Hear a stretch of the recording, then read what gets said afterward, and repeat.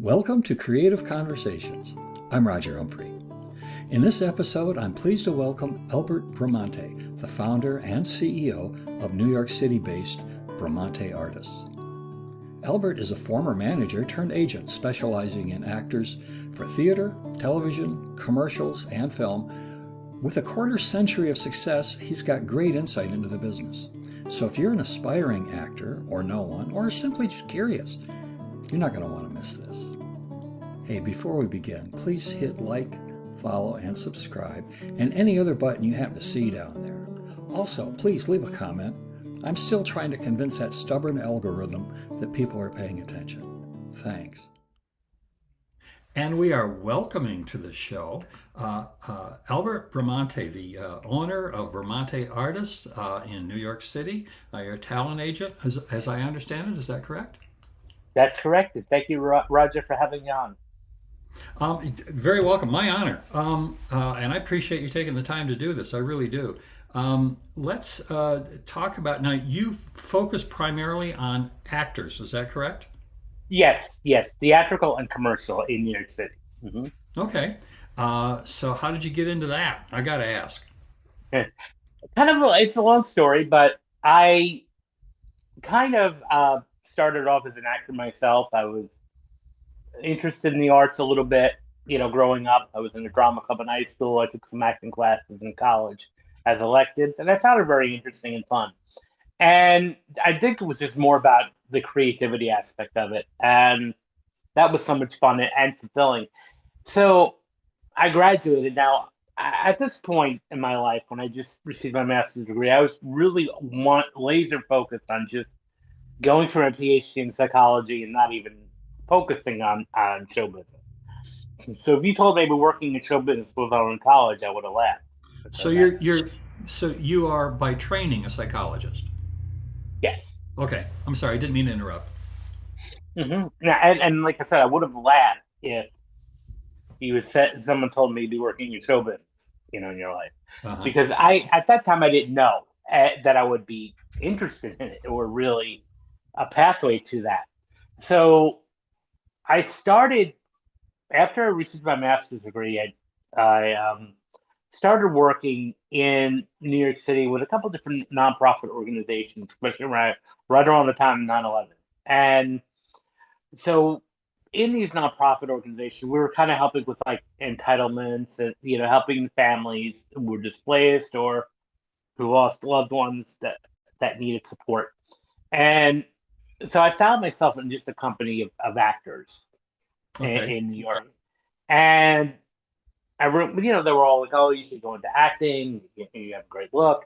And then I was cast in a short, indie film that really obscure, but I enjoyed it. And so I kind of pursued acting for about 2 years, and I did a couple of local commercials. I did a couple of indie films, and it started to become not necessarily fun anymore for me, at least for me. But however, being around actors was everything I wanted. The creative people, the creative energy. This is my home. Now, what capacity? I still didn't know yet. What capacity it was going to be at. I tried the other things. I volunteered at film festivals. I worked in casting a little bit. I did a couple of casting internships and just working on different films, casting, smaller roles sometimes, Uh-huh. supporting roles. And I really enjoyed it. And I found myself like really liking playing matchmaker in a sense, Uh-huh. matching actors to roles. It was like a puzzle.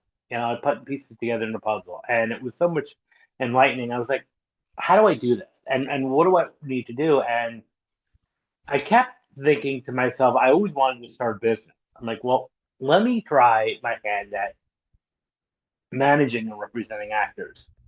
So in 2004, I first founded my first company, Uh-huh. which initially started off as a personal management company for actors Okay. and for models. And that was fulfilling. I was booking people in commercials and print, but I wanted to do TV, film, and theater as well, not just. commercial and print and Okay. modeling. That was fun. It was fulfilling. But I want to do much more than that. I had a lot of my acting clients at the time saying, okay, I really want to work in soaps. I want to work in Law and Order. I want to do all this, stuff. So I realized kind of like the path then for me was to become an agent. Switch from a management to becoming a licensed agent, talent agent. And so in 2007, I started that process of transitioning from a manager to an agent. Ironically, most people in this industry do the opposite. They're agents for many years and then become personal managers. I went the opposite route. Can we get a quick for people who don't know anything about anything like me, a quick thumbnail description of the difference between a manager and an agent? And that's a very good question because nowadays the lines are a little bit blurred, Uh-huh. but a manager is more of a hands-on support for an actor. They work on the actor's overall career, branding, helping with headshots, helping them with marketing materials, helping with PR strategy, being like the confidant of the actor, whatever it is, the advocate fully. And they're globally. The agent is more of the day-to-day employment, getting our clients work. Ah, okay. So I because I have the managing background and the psychology background, I find myself still doing the duties of a manager, but the ultimate difference is an agent might not hold your hand as a manager would for an actor. The agent's primary role is to get that actor work. Gotcha. And if it's a very busy season or a busy time, we may not have the time to do any hand holding or having meetings with actors just to talk about strategy. Right. So there is that more of that, okay, focus on just getting the actor work day to day. So that's where the big difference is. Now managers can still pitch, technically when I started as an agent, fundamentally we're employment agents. So I had to go through the process of becoming an employment agent, Gotcha. Uh-huh. which means, legally I have the ability to negotiate contracts and I can take commission off of jobs that are booked. So typically, in the way an agent, or at least a legitimate and not a scam agency works, we get commission off of jobs that an actor books. Right? Typically it's 10%. So we get 10% if an actor secures a role that we Uh-huh. had secured or that happened during the contract. That's the only way a talent representative should be making money. If anybody's listening and they're thinking about going to acting, the biggest red flag to look for are anyone that asks for money up front and says, here you need to invest in these classes, you need to invest in these headshots from this particular person or this particular agency, and here's some packages for you. Run, if that happens. Because now headshots are the calling card, they're important, and so are classes. But the agent role is not about getting you that. Now, of course, in order to get an agent, you need to have solid headshots, you need to have solid training. Right. That goes without saying. However, be very mindful of an agent, particularly pushing a specific and only this is the only class you can take, or this is the only photographer you can use. Because there's a strong chance that agent or whoever's calling themselves an agent is getting a kickback from Sure. that acting school or that photographer. So I would avoid that. Now I do have a standard list. Like if my clients say, "Hey, I want to get some new headshots for you to recommend," I have a list of photographers. I also have a list of acting classes. But it's still at the end of the day their choice, their prerogative, who they want to go to that. And I don't, receive a dime from that. Right. Uh-huh. So, okay. So that's as a musician, or, well, not active very much anymore, but as a musician, we have what we call booking agents, which is basically the same thing.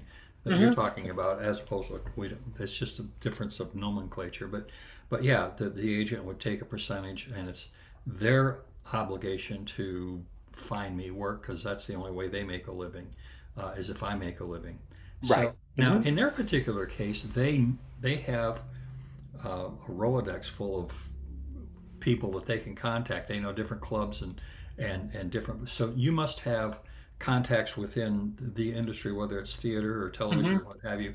Yeah, I have contacts. Plus, there's for actors at least, and there's a daily job board that we get, that talent representatives get. It's called the breakdowns, and that is all of the projects that are casting that are film, TV, theater, Oh, and commercials, and they come out on a daily basis.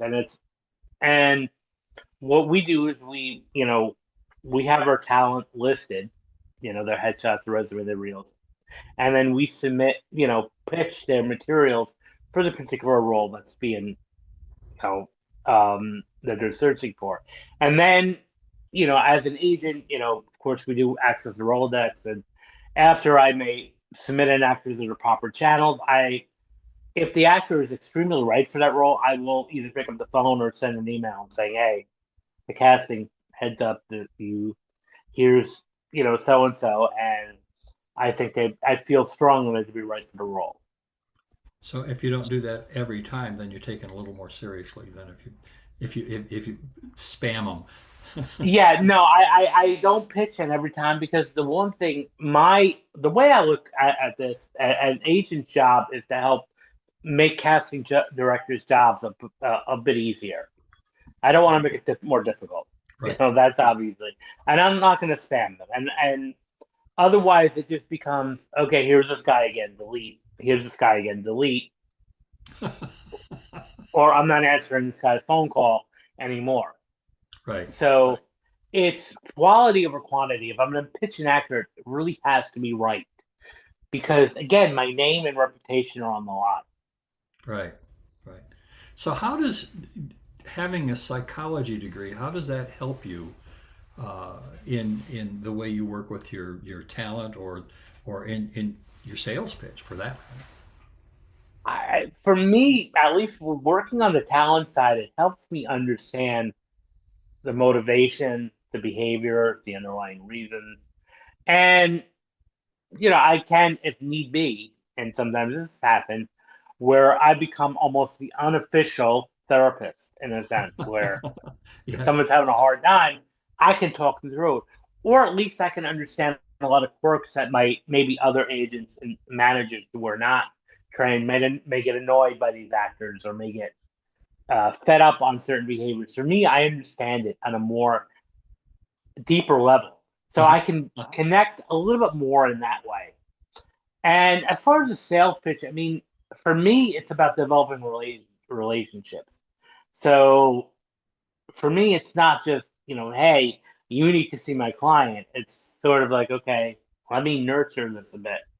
Let me become friends with you in a sense, like how was your day, and all of that.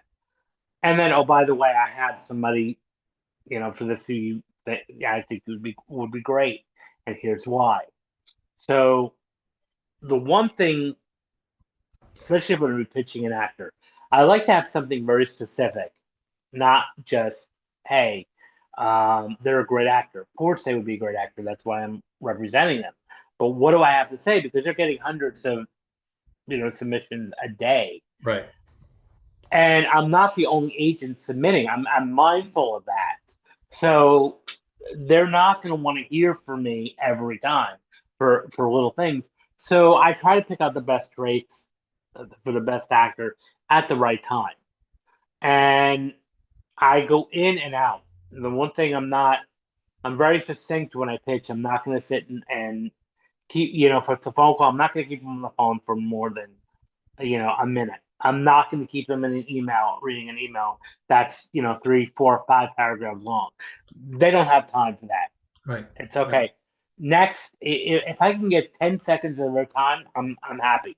Here's why, and that's it. Thank you, and have a great day. Have a rest of your day. The one thing that I think, with my psychology background, that really helps is not to be salesy.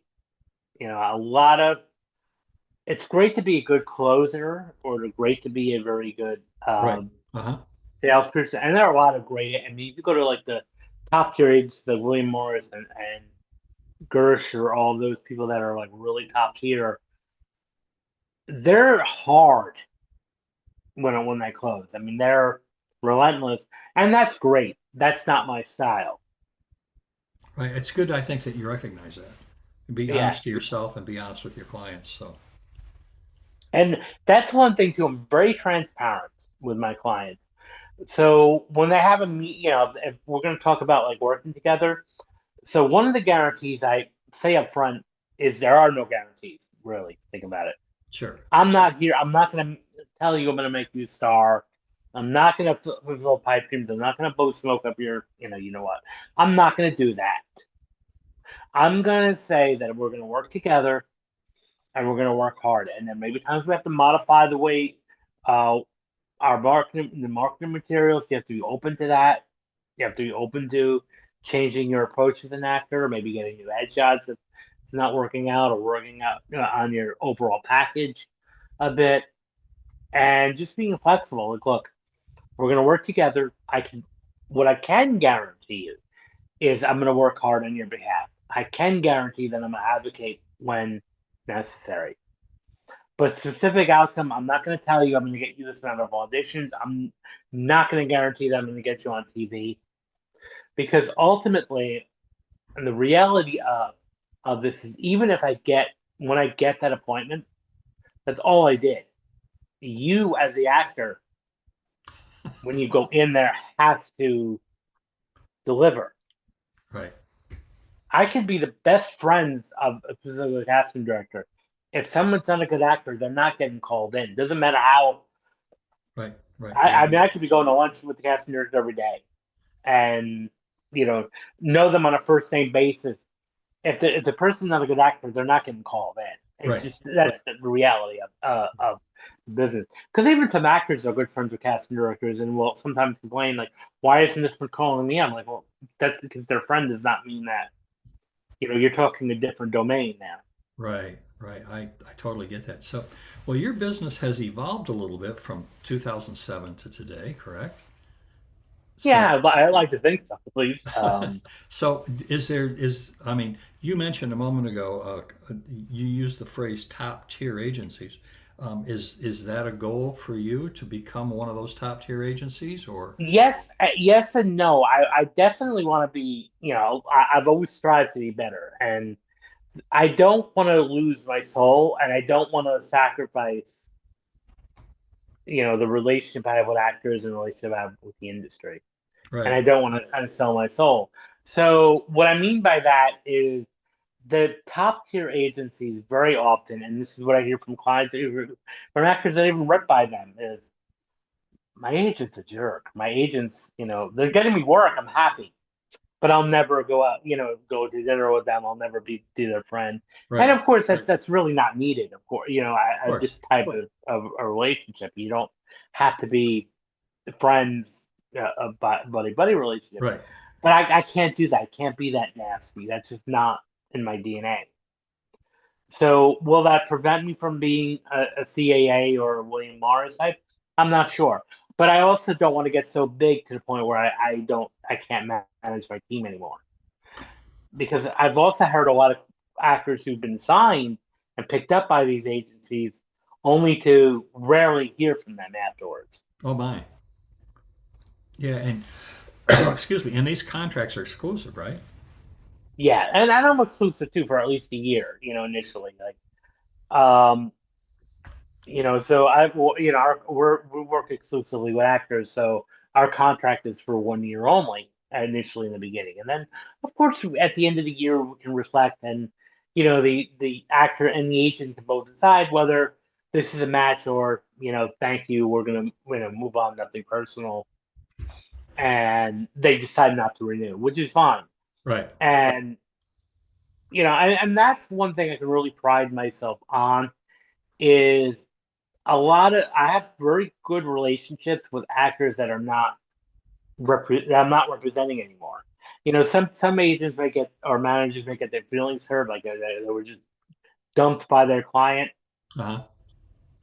For me, I separate it. I'm like, this is not a personal thing. This is a personal decision. That's just This is a business. business. It's business, and you know, I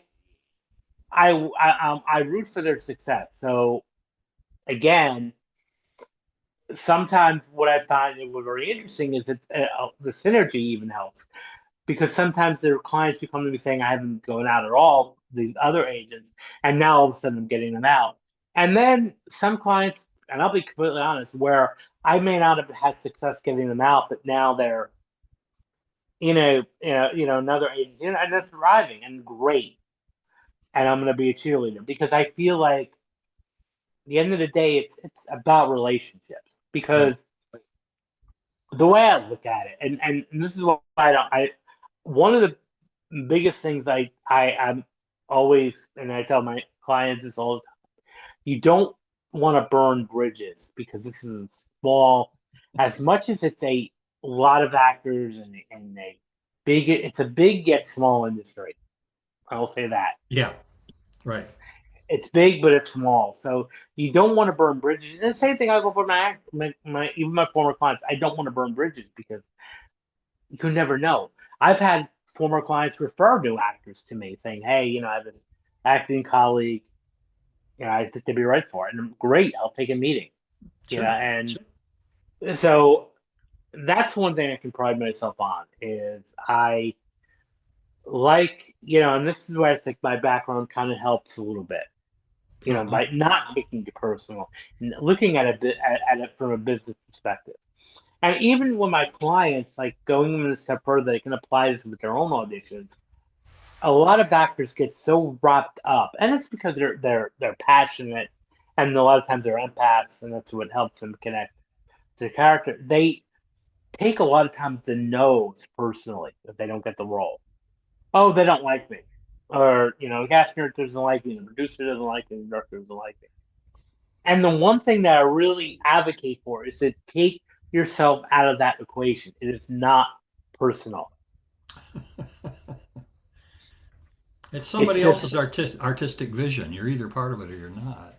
right, and that you're just not right for the role. It has nothing to do with you as a person.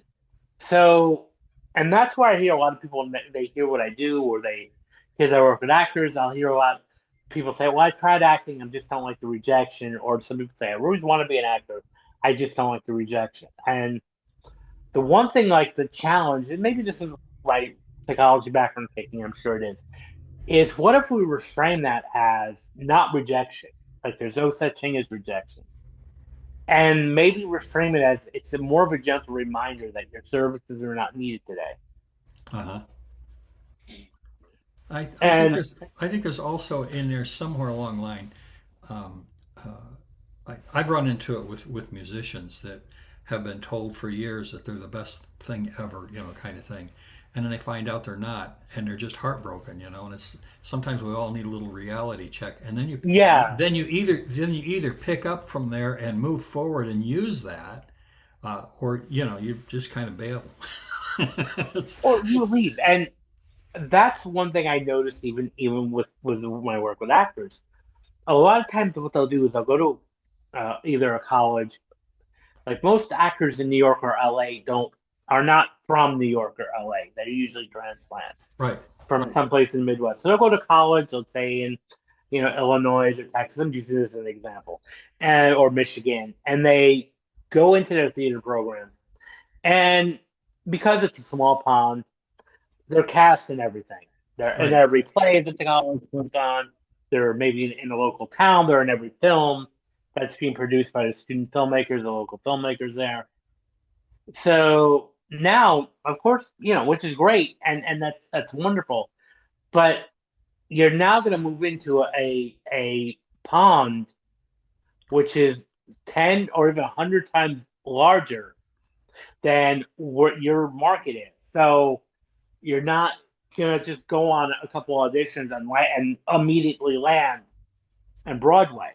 You're not gonna come to New York and then tomorrow land on Broadway. That may happen in some rare instances, where the actor happened to be at the right place at the right time at the right moment, but those are rare.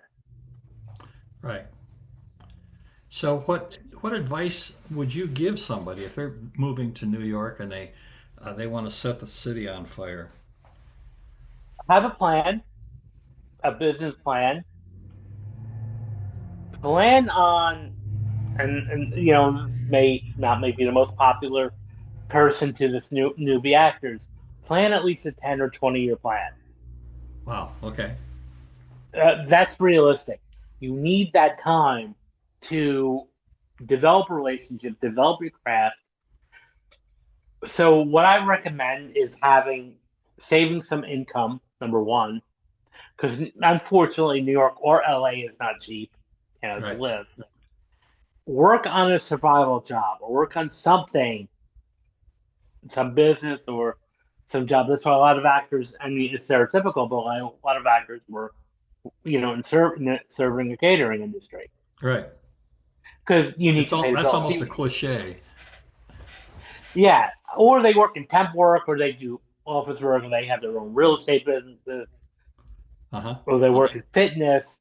So I would say have definitely a plan when you move to New York. What's going to get you income? To kind of help you stay sustainable. And this has to be a long process. It's a journey. It's not a sprint.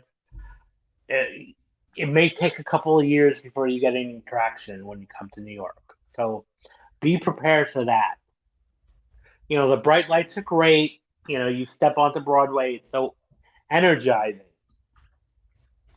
But it's going to be a process. It takes a lot of grit. It takes a lot of resilience. And unfortunately, I feel a lot of these acting programs do not train the actors in this area about grit, resilience, and persistence and patience. I used to teach guitar at college, and uh, Hmm. and one of my biggest complaints with the music programs at colleges everywhere, and that's beginning to change now, but the complaint then was, we teach these kids how to play the dickens out of their instruments, and then we don't teach them how to make a living with it. And Hmm. so so you must be getting kids straight out of acting school coming in there and not realizing that there's just a whole other side of this. It's called a business for a reason, and they don't get it. Right, and that's why it's called show business.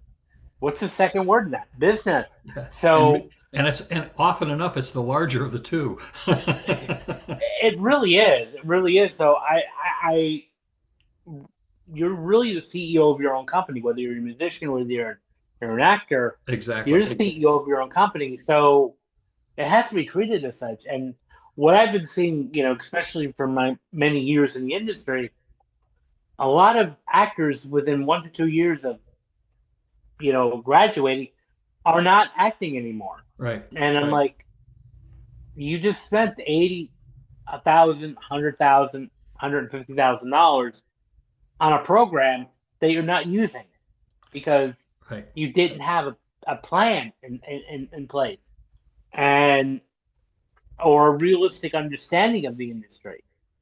Because again, it might work when you were in college, when you were cast and everything, and all you had to do was just show up and you got the role. It doesn't work that way in the larger markets. It there's a lot of time and you got to plant the seed. So that way, I would say would be the biggest thing is I wish all young actors knew is the resistance and the grit that's needed, and having a realistic expectation when you're moving to a perform like a hub city that it's going to take a little bit of time. So how has, I mean, 50 years ago, if you wanted to be in theater, you had to be in New York. I mean, there was, or maybe Chicago. Um, uh, Today, we have all the social media stuff. We have these 90-second TikTok videos and 30-second TikTok videos and YouTube videos and so on and so forth. How has that impacted the theater scene or the acting scene in general? It definitely made an impact. I mean, nothing's going to replace live theater. Right. Like even during like 2020 during COVID, a lot of people tried to put plays up over Zoom, and it just didn't. It wasn't working. Right. It so live theater, I don't think will ever be replaced. Now, the social media, I mean, and some of these, TikTok stars are making millions of dollars a year, Right. and literally on the surface, it looks like you're doing nothing. Maybe doing some, like I read, there was this one influencer from Africa who would make just making faces at videos made several million. I'm like, hello, I think that as an agent, I'm like, where I could probably get 100 people to do that. Where to find the millions there? But I think it changed a bit, and at the same time, it also makes it a little bit more accessible to do stuff. So you can put on short films. It's easier now to do stuff on your phone to film stuff. You don't need necessarily a large studio to Correct. produce a film anymore. A lot of the latest cameras on cell phones are really high def, and they have editing that's accessible. So I think on one hand, it's a little easier to make content now. You know, um, but New York and Chicago are still like the theater capital of the world. Although, like the DC area is also Oh, really? thriving. Okay. Yeah, like the DC Virginia theater scene has Okay. been growing the past like 10, 15 years. So you can make a living there. But even when I started, it was like if you wanted to work in theater, you went to New York. If you wanted to work in television, you went to LA. Right. And that was the reality of it. An actor may, we had the soaps when we started. There were three major soap operas: Guiding Light, The World in Different Strokes, all filmed in New York. All My Children, and afterwards, the soaps kind of just didn't last. Right. And so maybe you got one or two TV shows, and then you did that, and that was time to go to LA. Since Netflix and Amazon and Hulu and all and Apple and all other streaming services started putting their hats in the ring to produce, the amount of TV shows has, I would say, more than quadrupled. Oh, really? So, especially in New York. Okay. So, what we're seeing is now a lot of actors are staying in New York for TV, Oh, okay. and even some actors are coming out from LA to New York for TV, which is something I never thought I would have saw if you asked me this in 2007, between 2004 Sure. 2007. So the industry is changing. So as an actor, what the interesting thing I think what's important is you have to be kind of open to different things. Now, some actors may not be big on social media. I don't require my actors to have a presence in social media. As long as we can find you online, through a website or somehow, Uh-huh. that's great. Some actors are off the grid, which is fine, social media wise. Also, at the same time, you could be an influencer on social media but not be a good actor. True. Because I remember there was one show, it was a Netflix series initially when the producers wanted to just really cast influencers, with millions of followers as the lead roles. Uh-huh. And so they had a casting call for all of these, and I brought like, dozens of them in. And they were so frustrated because not a single one of them knew how to read a script and knew how to, you know, Sure. convey a character because it's a lot different. So they kind of scratched that idea and just went with actors, which is what they should have did. But being so I don't I my point is I don't think actors should be obsessing over social media. Right. Gotcha. My standard joke. I have this little boutique podcast, and I focused primarily on people in the arts, and so anyway. But I've told people, I said, if I really wanted to have a lot of hits and a lot of people following, I'd probably need a 14-year-old girl giving lifestyle advice. So Yeah, or the latest makeup tutorial, yeah. something like that. Yeah. So, but it doesn't really work that way. So, Albert, thank you so much for your time. Believe it or not, our time is up, and I'm going to have to say Well, goodbye. this is great, and thank you, Roger, for inviting me again. Yeah, I hope you'll come back again. I'd like to continue this conversation. I would love to come back at some point. Just let me know. Thank you. See you now. I want to thank Albert for taking the time to come on the show and giving us all a peek behind the curtain. If you'd like to know more about Albert, there's a link in the description below. Thank you for joining us. Please hit like, follow, or subscribe. Leave a message. Tell your friends. Sorry, I didn't mean to give you a homework assignment, but that stuff really helps. I hope you'll check out some more episodes of Creative Conversations with Roger Humphrey.